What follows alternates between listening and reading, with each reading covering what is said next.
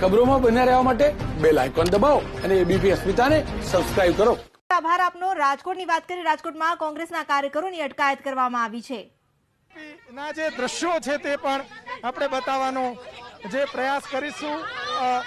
જે કોંગ્રેસ છે તેમના મહિલા આગેવાનો છે તેમના દ્વારા અત્યારે વિરોધ જે પ્રદર્શન જે છે તે કરવામાં આવી રહ્યું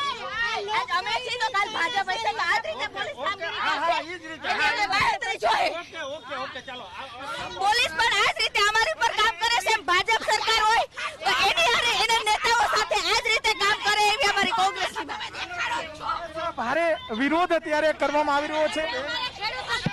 આજે જે આ ખેડૂતો જે જગતના અન્નદાતા છે, અમારી ઈ જ માંગ છે કે જ્યારે ભાજપના નેતાઓ મુખ્યમંત્રી રાજકોટમાં હોય ત્યારે પોલીસની આવી સારી કામગીરી છે, ઈ જ કામગીરી પોતે ભાજપ ઉપર પણ કરે, ભાજપના ઇશારે નાચે નહીં એવી અમારી માંગ છે।